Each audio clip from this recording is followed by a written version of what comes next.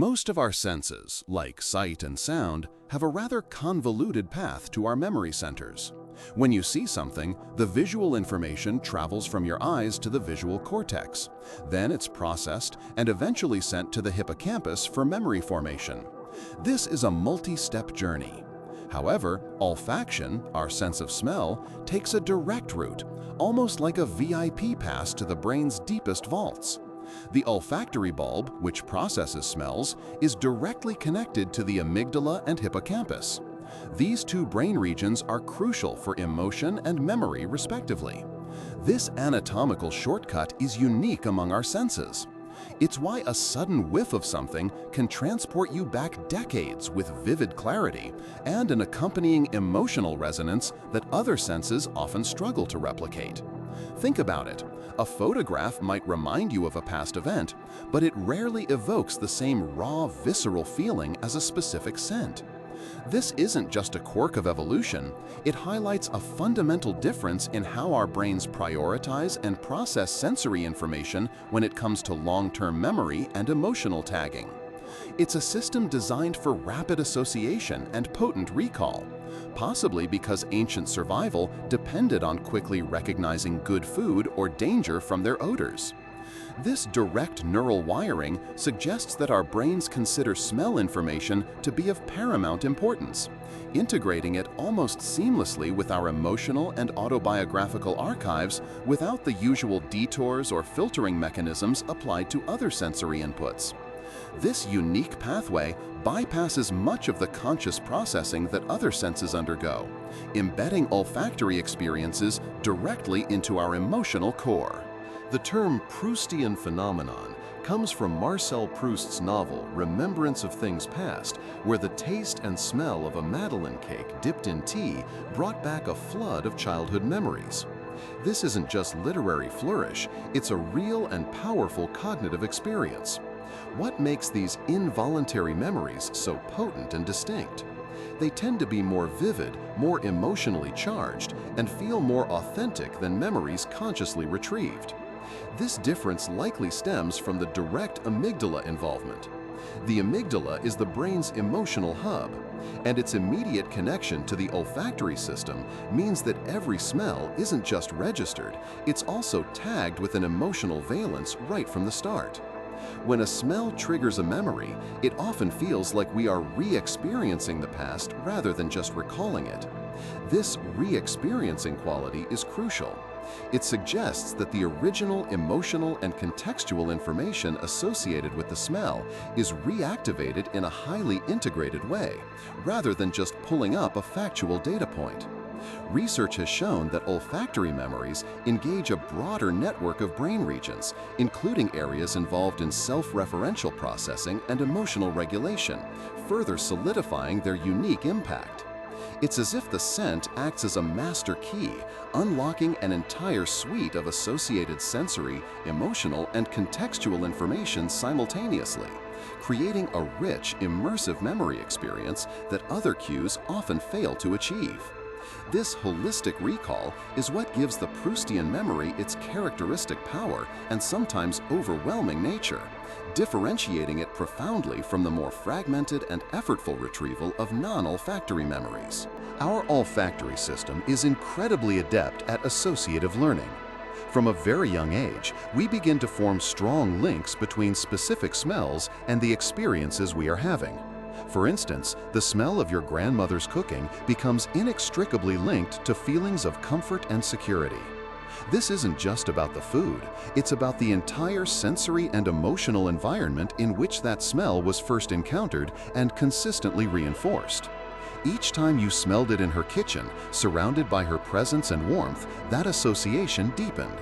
This process, known as classical conditioning, is particularly powerful with smells because of that direct route to the limbic system. The emotional charge from an experience gets directly imprinted onto the olfactory memory. Other senses have to take a longer route, giving more opportunities for the raw sensory data to be filtered or diluted before it reaches the emotional centers. This unique wiring means that olfactory memories are often encoded with a higher emotional fidelity from the outset. Furthermore, unlike visual or auditory memories, which can degrade or become distorted over time through conscious recall and reconsolidation, olfactory memories seem to retain a surprising degree of their original emotional and contextual integrity. It's as if the initial tag remains largely uncorrupted, making them resistant to the typical wear and tear that affects other forms of memory. This robustness contributes significantly to their ability to trigger such potent and vivid recollections even after decades have passed, almost like a preserved time capsule of emotion and experience. Beyond personal experiences, some olfactory triggers tap into a more primal, evolutionarily ancient system. While the existence of human pheromones is still debated in scientific circles in the same way as insect pheromones, there's compelling evidence that certain chemical signals we emit unconsciously influence our behavior and perceptions. These subtle chemical messages, often detected subconsciously, might contribute to initial attraction, social bonding, or even feelings of comfort or unease, bypassing conscious thought altogether. This ties into the deep-seated connection between smell and survival. In many species, olfaction is the primary sense for finding mates, identifying predators, or locating food. Our human olfactory system, while less dominant than in some animals, retains vestiges of this primitive power. For instance, the smell of rain on dry earth, known as petrichor, often evokes a sense of calm or freshness. This isn't just learned, it might tap into an ancient association with life-giving water. Similarly, the smell of fear, or more accurately, the distinct volatile organic compounds released by stressed individuals, can subtly influence others' anxiety levels even without conscious awareness. This indicates a deeply embedded, almost instinctual level of olfactory processing that operates beneath the surface of our awareness, profoundly impacting our emotional states and, subsequently, the memories we form in those states. These environmental and chemical cues, bypassing our rational brain, directly tap into our emotional core, embedding themselves as foundational, almost archetypal triggers for specific affective states and their associated memories, making them exceptionally potent and difficult to consciously dissect. Despite their power, smells are notoriously difficult to describe verbally. We often resort to comparisons. It smells like old books, or it smells like my grandma's house. We lack a rich, dedicated vocabulary for odors, unlike colors or sounds. This isn't just a linguistic quirk, it reflects a deeper cognitive disconnect.